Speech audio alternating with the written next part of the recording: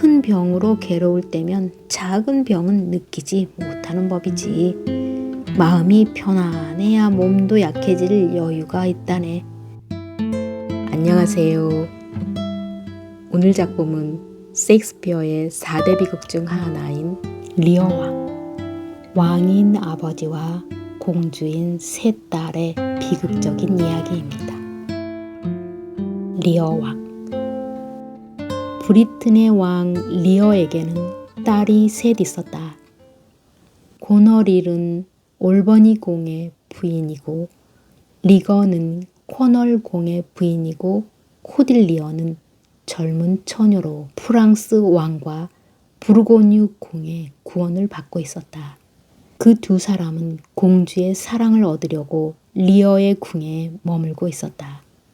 80이 넘은 늙은 왕은 나이도 들고 정치에 지치기도 하여 나란 일에는 손을 대지 않기로 결심했다. 젊고 힘있는 사람들에게 나라를 맡기고 얼마 남지 않은 죽음을 준비하기로 한 것이다. 리어는 그런 생각으로 세 딸을 불러 자신을 얼마나 사랑하는지 물어보기로 했다. 자신을 사랑하는 마음의 크기에 따라 왕국을 나누어 주려는 것이었다.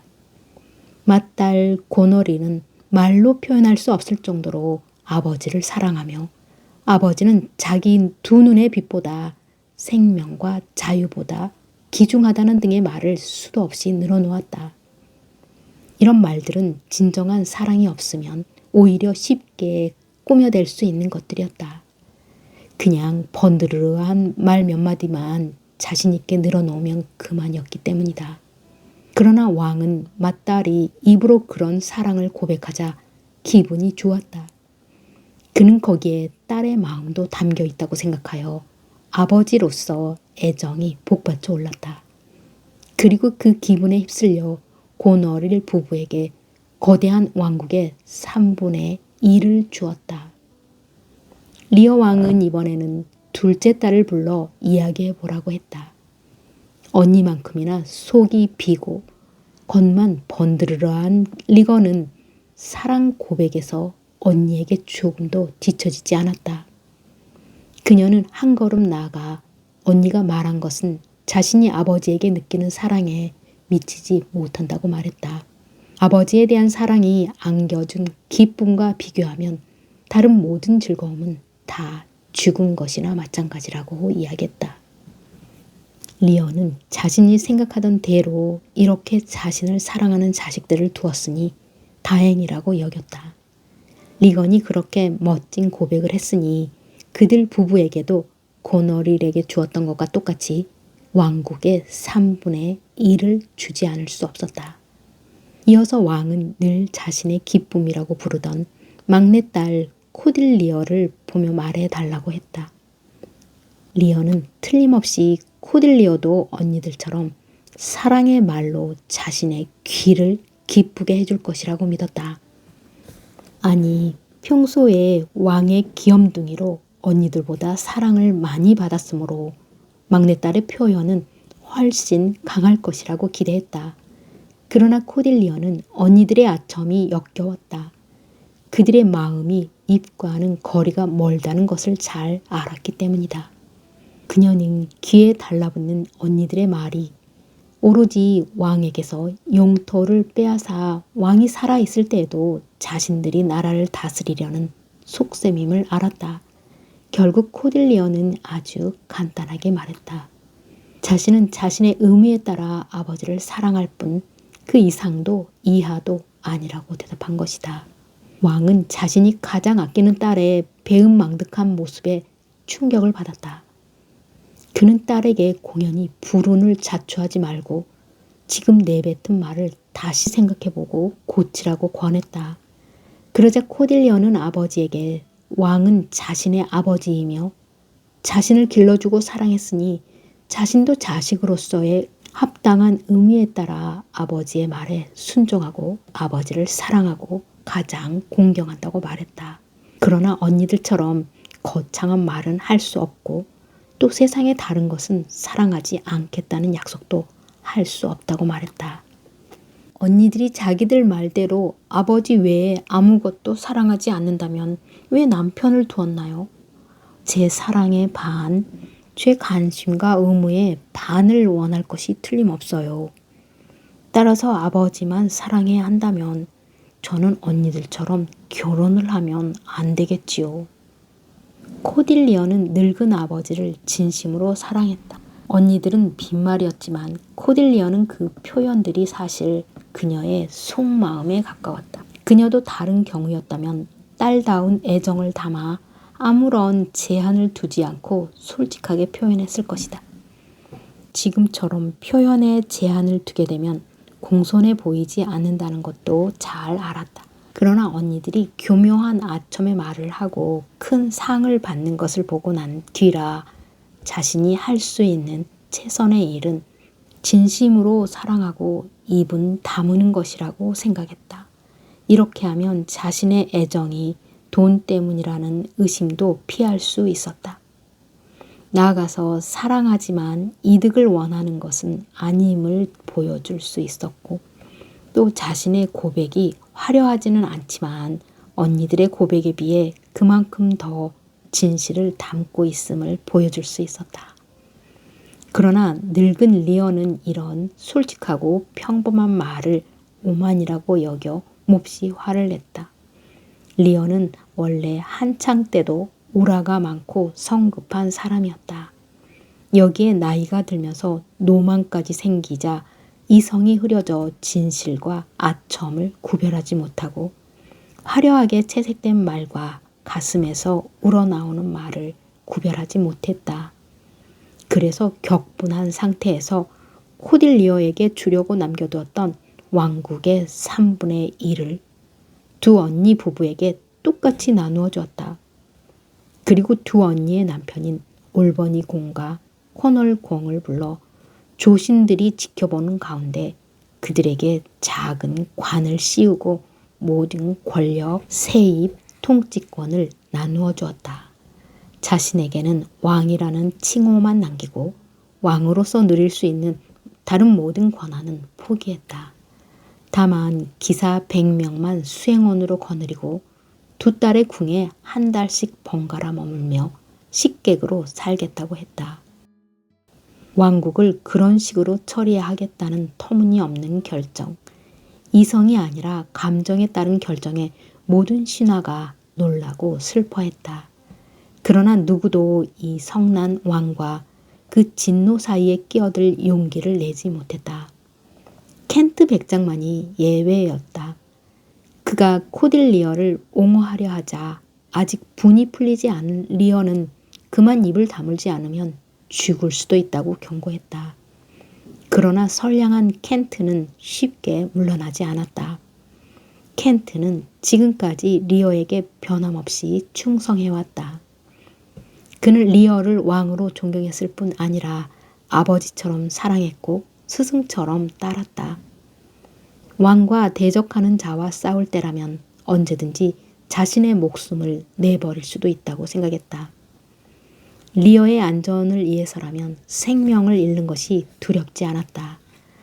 따라서 이제 리어 자신이 리어의 적이 된 이상 왕의 충성스러운 종은 자신의 오랜 원칙을 잊지 않고 남자답게 리어와 맞섰다.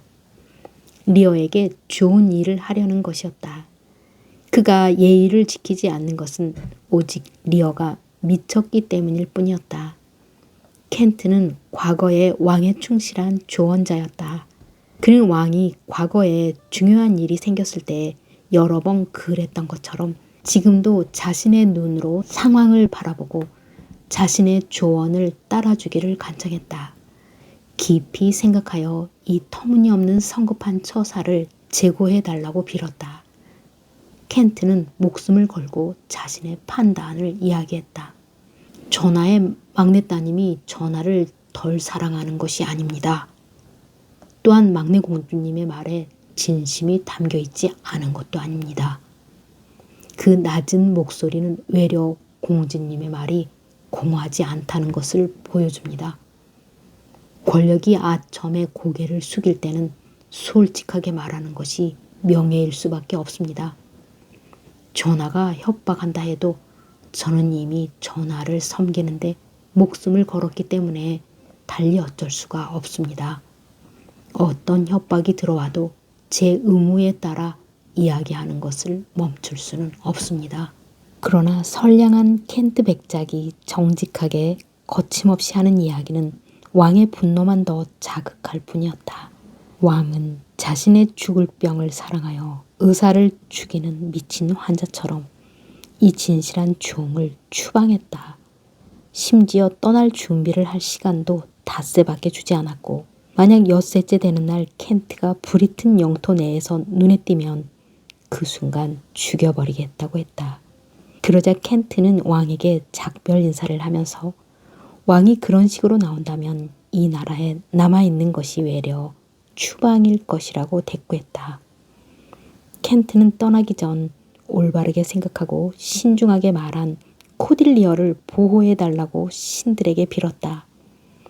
그리고 그녀의 언니들이 거창한 말에 걸맞은 사랑의 행동을 꼭 보여주기를 바랐다. 마침내 켄트는 새로운 나라에 적응해보리라 마음먹고 브리튼을 떠났다. 리언은 프랑스 왕과 부르고뉴 공작을 불러들여 막내딸에 대한 자신의 결심을 알렸다. 이제 코딜리어가 아버지의 사랑도 받지 못하고 몸 외에는 가진 재산도 없는데 그래도 결혼을 원하느냐고 물었다. 부르고뉴 공작은 그런 조건이라면 코딜리어를 아내로 맞을 수 없다고 답했다. 그러나 프랑스 왕은 코딜리어가 왜 아버지의 사랑을 잃었는지 이해했다. 언니들처럼 아첨하지 못했을 뿐이라고 생각한 것이다. 그래서 코딜리어의 손을 잡고 말했다. 당신의 장점들이 왕국보다 더 큰 지창금입니다. 냉혹한 태도를 보이시기는 했지만 그래도 아버님께 작별 인사를 하세요. 언니들에게도 인사를 고하세요. 자, 나와 함께 갑시다. 내 왕비이자 아름다운 프랑스의 왕비가 되어 언니들의 소유지보다 아름다운 땅을 다스립시다. 프랑스 왕은 부르고뉴 공작을 경멸하여 물 같은 공작이라고 불렀다. 코딜리어에 대한 그의 사랑이 물처럼 순식간에 흘러가 버렸기 때문이다. 코딜리어는 울면서 언니들과 작별 인사를 했다. 그녀는 언니들에게 아버지를 잘 보살피고 그들이 한 말을 그대로 지켜달라고 부탁했다. 언니들은 뾰루퉁한 표정으로 자신들의 의무는 잘 알고 있으니 이래라 저래라 간섭하지 말라고 했다. 그러면서 운명의 여신이 가엾게 여긴 덕에 프랑스 왕이 코딜리어를 데려가 주는 것이니 남편한테 밉보이지 말라고 조롱했다. 코딜리어는 무거운 마음으로 브리튼을 떠났다. 언니들의 교활한 성격을 아는 터라 아버지를 그들 손에 두고 떠나는 것이 영 마음에 걸렸기 때문이다. 아니나 다를까 코딜리어가 떠나자마자 언니들의 악마 같은 기질이 본색을 드러내기 시작했다. 리언은 약속대로 우선 맏딸 고너릴에게 가서 한 달을 보내기로 했다. 그러나 한 달이 다 가기도 전에 늙은 왕은 맏딸이 약속과 다르게 행동하는 것을 알아챘다. 아버지는 그가 줄 수 있는 모든 것, 심지어 왕관까지 주었건만 이 못된 딸은 노인이 자신에게 남겨둔 얼마 안 되는 왕의 권한들마저 샘을 냈다. 그저 자신이 아직 왕이라는 생각을 즐기기 위해 거느리고 다니는 기사 100명을 가만히 두고 보지를 못했다. 그녀는 아버지를 만날 때마다 얼굴을 잔뜩 찌푸렸다. 노인이 딸과 이야기하고 싶어 하면 병이나 다른 일을 핑계로 만나주지 않으려 했다. 그녀는 늙은 아버지를 쓸모없는 짐으로 보고 그의 수행원들을 불필요한 비용으로 보는 것이 분명했다. 고너릴 자신만 왕에 대한 의무를 게을리하는 것이 아니었다. 그녀가 은밀한 지침을 내린 것인지 그녀의 하인들조차 그녀를 따라 왕을 홀대했다. 왕의 명령을 따르기를 거부하거나 심지어 경멸하는 표정으로 못 들은 채 하기도 했다. 리어는 딸의 행동에서 이런 변화를 느꼈지만 최대한 눈 감고 지나갔다. 사람이란 보통 자신의 실수와 고집 때문에 생겨난 불쾌한 결과를 잘 믿으려 하지 않기 때문이다. 거짓과 텅 빈 마음은 아무리 좋게 대해도 나아지지 않지만 진정한 사랑과 충성은 아무리 나쁜 대접을 받아도 줄어들지 않는 법이다. 이 말은 선량한 켄트 백작의 경우에도 딱 들어맞았다. 그는 리어에게 추방당한 신세라 브리튼에 있다 발각되면 목숨을 잃을 판이었지만 그럼에도 그 모든 것을 감수하며 브리튼에 머물렀다. 혹시라도 자신의 주인인 왕에게 도움이 될 일이 생길지도 모른다고 생각했기 때문이다. 보잘것없는 충성심이 때로 사람을 얼마나 미천하게 변신시키는지 보라. 그러나 의무를 제대로 수행할 수만 있다면 어떤 것도 천하거나 무가치하다고 말할 수 없다. 이 선량한 백작은 훌륭하고 당당한 모습을 다 벗어버리고 하인으로 위장하여 왕을 섬기겠다고 나섰다. 왕은 변장한 켄트의 모습을 알아보지 못했다. 그저 이 사람의 솔직한, 심지어 무뚝뚝하기까지 한 답변들이 왠지 마음에 들 뿐이었다. 번지르하고 미끌미끌한 아첨과는 매우 달랐기 때문이다. 그런 아첨의 끝이 말과 안전이 다를 수 있다는 사실을 딸에게서 발견했으니 왕이 그런 것에 염증을 낼 만도 했다. 곧 계약이 이루어졌다. 리어는 케이어스라는 이름으로 자신 앞에 나타난 켄트를 고용하기로 했다. 물론 그가 한때 왕 자신이 총애하던 고귀하고 강직한 켄트 백작이라는 것은 전혀 알지 못했다. 케이어스는 곧 자신의 충성과 사랑을 왕에게 보여줄 수단을 찾았다. 바로 그날 고너릴의 집사가 건방진 표정과 말로 리어에게 불손한 태도를 보인 것이다. 여주인이 은밀히 그런 태도를 부추긴 것이 분명했다. 케이어스는 집사가 왕에게 그렇게 노골적으로 모욕을 주는 것을 참지 못하고 옆으로 다가가 슬쩍 발을 걸었다. 무례한 집사는 계집에 엎어지고 말았다. 그것이 마음에 들어 리어는 케이어스를 더욱 좋아하게 되었다. 리어의 친구는 켄트만이 아니었다. 비록 미천한 신분이었지만 어릿광대도 자기 분수대로 왕에게 사랑을 보여주었다.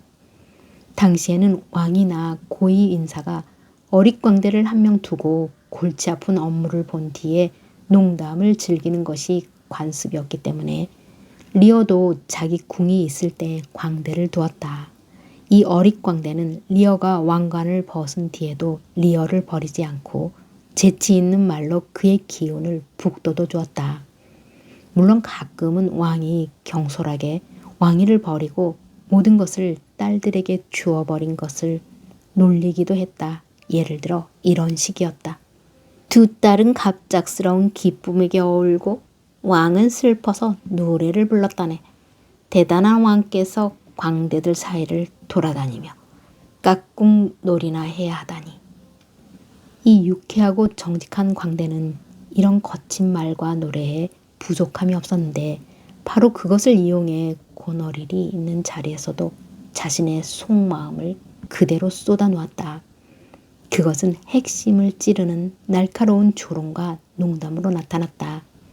예를 들어 왕을 뻐꾸기의 새끼들을 먹여 기르다 나중에 수고의 대가로 그 새끼들에게 머리를 쪼여 죽는 바위종다리에 비유하기도 했다.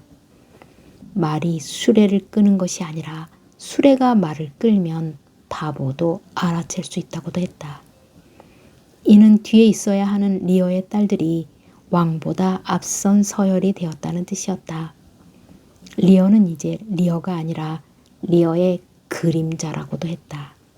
이렇게 거침없이 말하다가 몇 번 채찍질을 당할 위험에 처하기도 했다.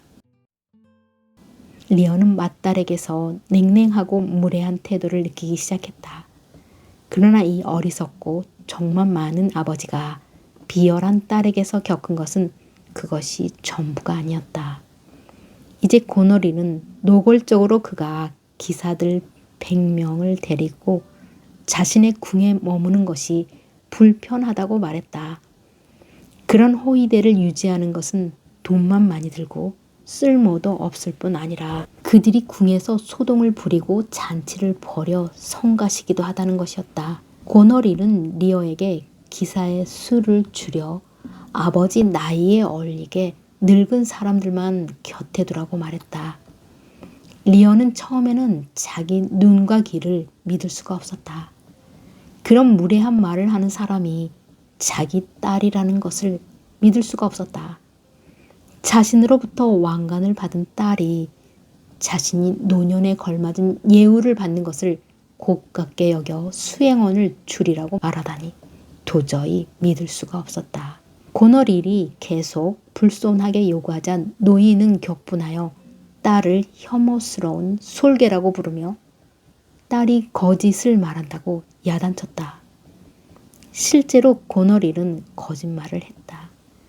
100명의 기사는 모두 행실이 바른 데다 자신들의 의무를 수행하는데 어느 모로 보나 솜씨가 뛰어났다. 고너릴의 말대로 소동을 부리거나 잔치를 벌이지도 않았다. 왕은 말을 준비하라고 명령했다. 기사들을 이끌고 둘째 딸 리건에게 가겠다는 것이었다. 이런 배은망덕이 있나. 마음이 대리석처럼 차가운 악마로다. 자식에게서 드러난 그 모습이 바다의 괴물보다 더 무시무시하구나. 리언은 흥분하여 계속해서 맏딸 고너릴을 끔찍한 말로 저주하며 고너릴이 자식을 갖지 못하게 해달라고 빌었다.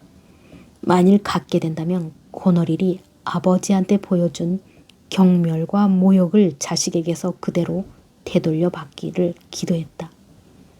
그래야 고너릴이 은혜를 모르는 자식을 두는 것이 뱀의 이빨에 물리는 것보다 아프다는 사실을 알게 될 것이라는 이야기였다. 그러자 고너릴의 남편 올버니 공은 리어가 자신에게도 책임을 묻는 것 같아 변명을 하려 했다. 그러나 리어는 그 말을 끝까지 들으려 하지 않고 성난 목소리로 어서 말해 안장을 얹으라고 명령하더니 기사들을 거느리고 둘째 딸 리건의 거처로 향했다.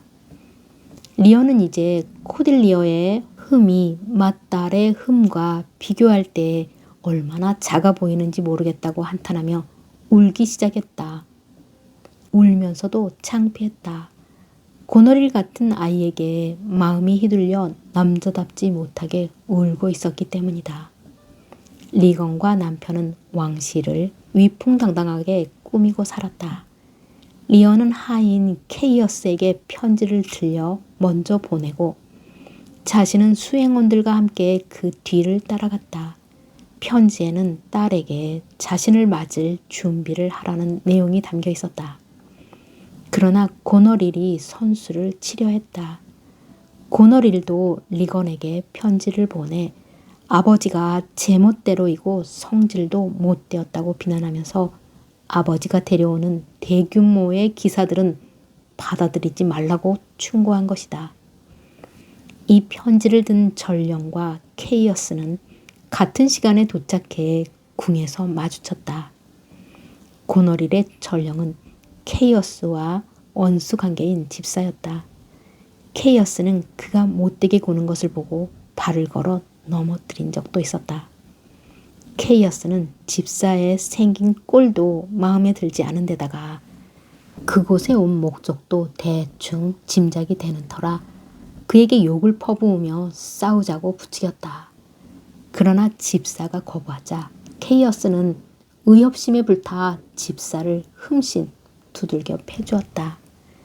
그렇게 못된 짓을 하고도 모자라 악한 정가를 들고 오는 심부름까지 하는 자라면 그런 대접을 받아 마땅하다고 생각했다. 이 소식이 리건 부부의 귀에 들어가자 그들은 케이어스에게 족쇄를 채우라고 명령했다. 사실 그는 왕인 아버지가 보낸 사람이기 때문에 최고의 예우를 갖추어 대접해야 마땅했다. 결국 왕이 둘째 딸의 성에 들어와 처음 본 것은 충실한 종 케이어스가 수치스러운 꼴로 앉아있는 모습이었다. 이것이야말로 리어가 앞으로 어떤 대접을 받을지 알려주는 신호나 다름없었다. 그러나 그것은 시작에 불과했다. 딸 부부가 보이지 않아 어떻게 된 것이냐고 리어가 묻자 밤새 여행을 하는 바람에 피곤해서 아버지를 만날 수 없다는 대답이 돌아왔다. 리어가 화가 나서 나오라고 강하게 고집을 부리자 마침내 딸 부부가 인사를 하러 나왔다. 그러나 그들은 다름 아닌 가증스러운 고너릴과 함께 있었다. 고너릴이 직접 동생을 찾아와 동생과 아버지 사이를 갈라놓은 것이다. 늙은 리어는 그 모습을 보고 깜짝 놀랐다. 게다가 리거는 언니의 손까지 잡고 있었다. 리어가 고너릴에게 말했다. 늙어서 하얗게 센 내 수염을 보기가 부끄럽지 않느냐? 그러자 리건이 대신 나섰다. 아버지, 거느리는 수행원의 수를 반으로 줄인 다음 언니에게 용서를 구하고 언니와 함께 언니 집으로 가서 평화롭게 사세요. 아버지는 늙어 총기가 흐려졌으니 총기가 있는 사람들의 지배와 지도를 받아야 해요. 내가 무릎을 꿇고 딸에게 먹을 것과 입을 것을 달라고 간청하면 얼마나 우스꽝스럽겠느냐. 그런 천륜에 어긋난 의존은 말도 안 된다. 나와 내 기사들은 절대 고너릴과 함께 돌아가지 않고 너와 함께 이곳에 있을 것이다. 너도 내가 준 왕국의 반을 잊지 않았을 것 아니냐. 네 눈은 고너릴의 눈처럼 사납지 않고 원유해서 다행이구나. 수행원을 반으로 줄이고 고너릴에게 돌아가느니 차라리 프랑스로 가서 아무런 지참금도 없는 막내딸과 결혼한 왕에게 구차하게 빌부터 살겠다. 그러나 리건에게서 맏딸 고너릴에게 받은 것보다 나은 대접을 기대한 것은 잘못이었다. 불효 많은 언니에게 뒤지지 않겠다고 마음이라도 먹은 듯 리건은 리어의 수행원으로 10명도 너무 많다고 말했다. 25명이면 충분하다고 했다. 그러자 리어는 상심한 나머지 고너리를 보며 차라리 그녀와 함께 가겠다고 말했다. 10명은 25명의 2배이고 따라서 사랑도 2배라고 생각한 것이다. 그러나 고너릴은 미안하지만 도대체 25명이나 되는 많은 수행원을 거느릴 필요가 뭐가 있냐고 물었다. 사실 10명도 5명도 필요 없잖아요. 우리 하인들이나 동생 하인들이 시중을 들 테니까요. 이렇게 악한 두 딸은 자신들에게 그렇게 잘해주었던 늙은 아버지한테 누가 더 잔인해질 수 있는지 경쟁이라도 하듯이 리어가 한때 자신이 왕이었음을 보여주기 위해 남겨둔 모든 수행원과 모든 예우를 조금씩 줄여나갔다. 물론 수행원의 수가 행복을 좌우하는 것은 아니다. 그러나 수백만을 호령하던 사람이 수행원 하나 없이 살아간다는 것은 견디기 힘든 일이다. 왕에서 거지로 바뀌는 것과 같다. 하지만 정작 이 가련한 왕의 심장을 후벼 판 것은 자신이 누리던 것이 다 사라짐으로 인해 겪어야 하는 고통보다도 자신에게 그런 것이 필요하다는 사실을 인정하지 않는 두 딸의 배은망덕이었다. 왕은 두 딸로부터 냉대를 당하자 어리석게도 그들에게 왕국을 넘겨준 일이 떠올라 부하가 치밀었다. 그러면서 정신이 흐려지기 시작했다. 리어는 어쩌자는 계획이 있는 것도 아니면서 이 천륜을 어긴 마녀 같은 것들에게 복수를 하겠다고 그들을 본보기로 만들어 세상이 두려워 떨게 하겠다고 맹세했다. 이렇게 리어가 그 약한 팔로는 실행에 옮길 수도 없는 빈 협박을 늘어놓는 동안 밤이 찾아왔다. 천둥과 번개를 실은 폭풍이 몰아치면서 비까지 쏟아졌다. 그럼에도 두 딸은 수행원들을 들일 수 없다는 결정을 바꾸지 않았다. 리어는 말을 준비하라고 일렀다. 이 배은망덕한 딸들과 한 지붕 밑에 머무느니 차라리 밖에 나가 사납기 짝이 없는 폭풍과 맞서겠다는 것이었다. 그러자 두 딸은 고집스러운 사람이 자초하는 고통은 응분의 벌이라면서 그런 날씨에 아버지가 밖에 나가도록 내버려 두고 문을 닫아버렸다. 바람은 거셌다. 비와 폭풍은 점점 심해졌다. 그래도 노인은 두 딸의 냉랭함보다는 고통스럽지 않다며 비바람과 싸우러 돌진했다. 몇 킬로미터를 가도록 덤불 하나 없었다. 리어 왕은 깜깜한 밤에 이런 항무지에서 사나운 폭풍에 시달리며 헤매면서도 바람과 천둥에 도전했다.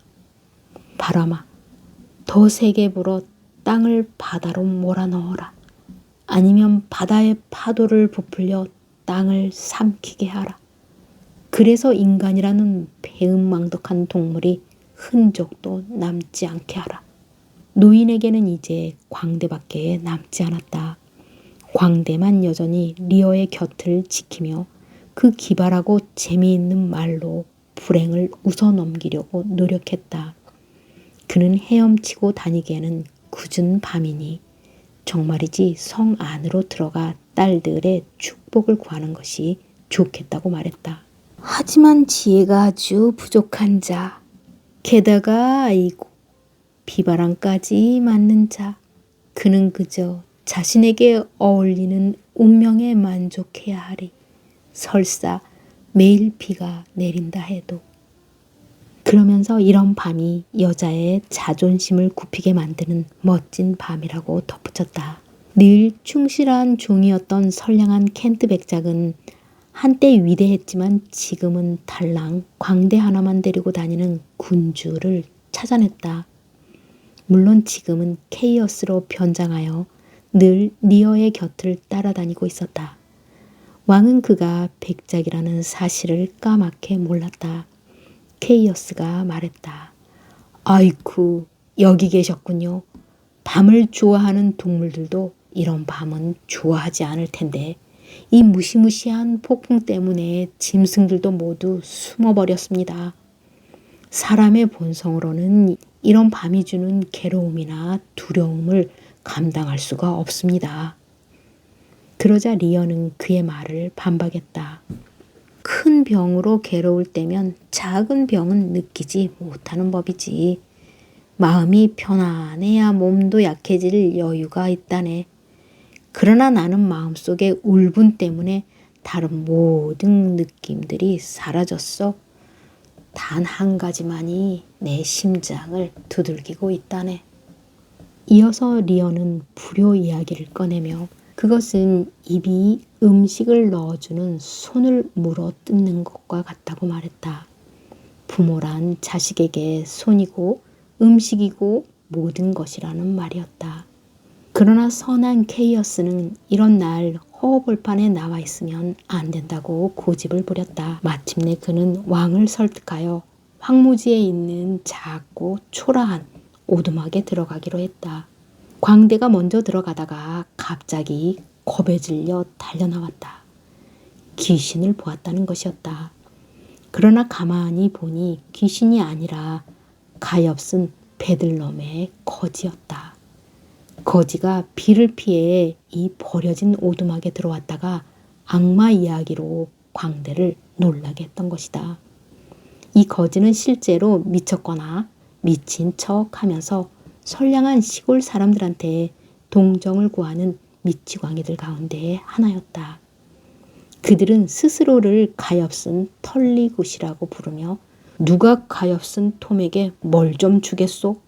하고 말하곤 했다. 그들은 핀이나 못이나 로즈메리 잔가지로 자기 팔을 찔러 피를 내기도 했다.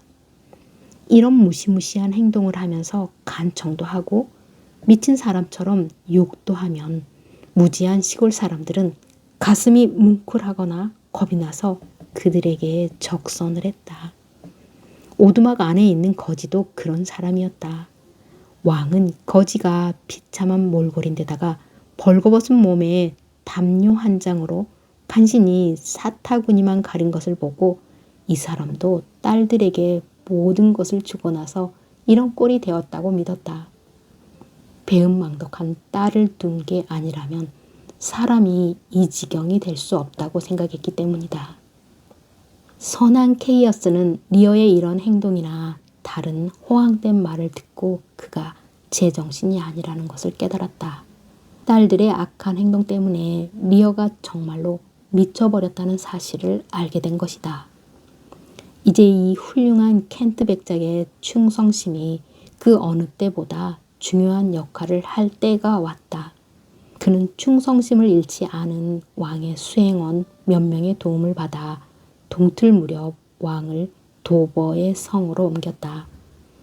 그곳은 켄트 백작의 말이 먹히는 곳이었고 친구도 많았다.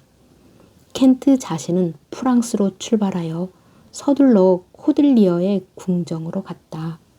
켄트는 코딜리어를 만나 왕의 가엾은 상태를 눈물나게 묘사하고 더불어 언니들의 비인간적 태도도 생생하게 전달했다. 그러자 아버지를 사랑하는 이 착한 딸은 눈물을 흘리며 왕인 남편에게 잔인한 언니들을 제압하고 아버지를 다시 왕좌에 앉힐 수 있도록 군대를 이끌고 영국으로 떠나게 해달라고 간청했다. 코딜리어는 허락을 받자마자 바로 출발하여 프랑스 왕의 군대를 거느리고 도버에 상륙했다. 리어는 켄트 백작이 그를 돌보라고 붙여놓은 경비병들의 눈을 피해 성을 빠져나와 도보 근처에 들판을 헤매고 있었다. 처량하기 짝이 없는 모습이었다. 완전히 정신이 나가 집으로 만든 왕관까지 머리에 쓰고 큰 소리로 노래를 부르며 돌아다녔다. 리어는 그러다 코딜리어의 수행원들 눈에 띄었다. 코딜리어는 당장이라도 아버지를 만나고 싶은 마음이 간절했다. 그러나 의사들은 리어가 잠을 좀 자고 자신들이 처방한 약초를 먹으면 정신이 훨씬 안정될 터이니 그때 만나보라고 코딜리어를 설득했다. 코딜리어는 늙은 왕을 회복시켜만 준다면 자신의 금은 보화를 다 주겠다고 약속했다. 다행히 이 솜씨 좋은 의사들이 정성까지 보탠 덕분에 리어는 곧 딸을 만나도 죽을 만큼 정신을 차렸다. 아버지와 딸이 만나는 광경은 가슴이 뭉클할 만큼 감동적이었다. 늙은 왕은 한때 가장 귀여워하던 딸을 다시 만나 기뻤다. 그러나 동시에 흠이라고도 할 수 없는 것을 가지고 마음이 상해 내쳐버린 딸에게서 효성 어린 따뜻한 대접을 받는 것이 부끄러워 어쩔 줄을 몰랐다. 이 두 가지 감정 말고도 아직 완전히 치유되지 않은 병 역시 그의 마음을 혼란스럽게 했다. 실제로 리어는 아직 반쯤은 미쳐 있었기 때문에 자신이 어디 있는지 잊기도 하고 자신에게 다정하게 입맞추고 말하는 사람이 누구인지 알아보지 못하기도 했다. 그러다가는 코딜리어를 가리키며 이 여인을 자기 딸 코딜리어로 착각한다 해도 비웃지 말아달라고 옆에 있는 사람들에게 애원하기도 했다. 이윽고 리어는 털썩 무릎을 꿇고 자식에게 용서를 구했다. 그러나 착한 여인 코딜리어는 계속 무릎을 꿇고 앉아 아버지의 축복을 간청하며 아버지가 무릎을 꿇는 것은 어울리지 않는다고 말했다. 오히려 코딜리어 자신이 그의 자녀로서 그의 진정한 딸 코딜리어로서 무릎을 꿇어야 한다고 말했다. 코딜리어는 언니들의 배은 망덕을 자신의 입맞춤으로 씻어버리겠다면서 아버지에게 입을 맞추었다. 언니들은 수염이 허연 늙은 아버지를 차가운 바람이 부는 곳으로 내몬 것을 부끄러워하게 될 거예요. 저를 물어버린 제 원수의 개라 해도 그런 밤에는 난로가에서 몸을 녹이게 했을 거예요. 아버지, 저는 아버지를 도우려고 프랑스에서 왔어요. 얘야, 모든 것을 잊고 나를 용서해라. 나는 늙고 어리석어. 내가 무슨 짓을 하는지도 몰랐다. 사실 너야 나를 사랑하지 않을 분명한 이유가 있지. 하지만 네 언니들은 그럴 이유가 전혀 없단 말이다. 저도 언니들과 마찬가지로 아버지를 사랑하지 않을 이유가 없습니다. 이제 이 늙은 왕은 아버지를 사랑하는 효성 깊은 딸에게 맡겨두자. 그는 막내딸 곁에서 푹 자고 약을 먹은 덕분에 마침내 두 딸의 잔인한 행동에 크게 충격을 받아 뒤집히고 흔들렸던 감각들이 제자리를 찾았으니까. 자, 이제 우리는 그 잔인한 두 딸에게로 돌아가 보자. 늙은 아버지를 그런 식으로 배신한 이 배은망덕한 괴물들이 자신들의 남편들에게라고 충실할 리가 있겠는가. 그들은 곧 남편에게 의무를 지키고 애정을 보이는 신용을 하는 것에 지쳐 감추지도 않고 다른 남자를 사랑했다. 그러나 공교롭게도 그들이 깨끗하지 못한 마음으로 사랑하는 남자는 같은 사람이었다. 바로 죽은 클로스터 백작의 아들 에드먼드였다. 에드먼드는 적법한 상속자인 형 에드가에게서 상속권을 박탈한 뒤 사악한 술수를 부려 이제 그 자신이 백작이 되었다. 이렇게 사악한 인간이니 고너릴과 리건이라는 사악한 인간들에게도 딱 어울리는 사랑의 대상이 된 것이다. 이 무렵 리건의 남편인 커널 공이 죽었다. 리건은 즉시 클로세스터 백작, 즉 에드먼드와 결혼하겠다는 뜻을 밝혔다. 그러자 언니가 질투에 불타올랐다. 사악한 백작은 리건만이 아니라 고너릴에게도 여러 번 사랑을 고백했기 때문이다. 고너릴은 동생을 독살하고 말았다. 그러나 그 과정에서 남편 올버니 공에게 들켜 감옥에 갇혔다. 올버니 공은 동생을 독살한 죄만이 아니라 클러스터 백작과 부정한 사랑을 나눈 죄까지 물었다. 그도 부인의 깨끗하지 못한 행실을 알게 되었기 때문이다. 고너릴은 사랑을 이루지 못한 실망감과 치밀어 오르는 분을 이기지 못하고 얼마 안 있어 스스로 목숨을 끊고 말았다. 하늘이 마침내 이 사악한 딸들에게 정의의 심판을 내린 것이다. 모든 사람이 이 사건을 지켜보며 세상에 정의가 사라지지 않아 마땅히 죽을 사람들이 죽었다며 감탄했다. 그러다가 사람들은 눈을 돌려 정의를 행하던 그 힘이 젊고 착한 딸 코딜리어를 슬픈 운명으로 몰아가게 되는 것을 보게 되었다. 그들은 그 알 수 없는 흐름에 놀라고 말았다. 코딜리어는 착하게 살았기 때문에 좋은 운명을 맞이해야 마땅할 것 같았다. 그러나 순수하고 효성 가득한 마음이 이 세상에서 늘 승리하진 못한다는 것이 무서운 진실이다. 고너릴과 리건은 사악한 클로스터 백작에게 군대를 맡겼는데 그는 프랑스군과 싸워 승리를 거두었다. 사악한 백작은 자신이 왕좌에 오르는데 코딜리어가 방해가 된다고 생각하여 감옥에 집어넣었고 그녀는 그곳에서 생을 마감하고 말았다. 하늘은 코딜리어를 통해 세상의 효성의 모범을 보여준 뒤 젊은 나이에 거두어들인 것이다. 리어도 이 착한 딸이 죽고 오래 지나지 않아 세상을 떠났다. 리어가 죽기 전 두 딸이 그를 학대할 때부터 안타깝게도 세상을 뜬 그 시간까지 내내 주인 곁을 지켜온 선한 백작은 케이어스의 정체를 밝히려 했다.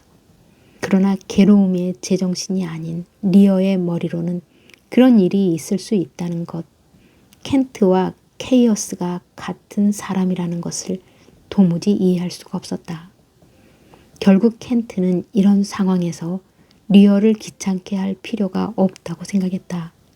리어 왕이 세상을 떠나자 왕에게 충실했던 이종 역시 노쇠한 데다 슬픔에 젖어 곧 리어를 따라 무덤으로 갔다. 하늘은 사악한 글로스터 백작을 어떻게 심판했을까? 글로스터 백작은 배신 행위가 드러나자 적법한 상속자인 형과 전투를 벌였고 그 자리에서 죽었다. 코딜리어의 죽음에 아무런 책임이 없고 아내의 나쁜 짓을 부추긴 적도 없는 고노릴의 남편 올버니 공은 리어가 죽은 뒤 브리튼의 왕좌에 올랐다. 이런 이야기는 굳이 할 필요도 없을 것이다. 리어와 그의 세 딸은 죽었고 우리의 관심사는 그들이 겪은 보기 드문 일뿐이니. 구독, 좋아요,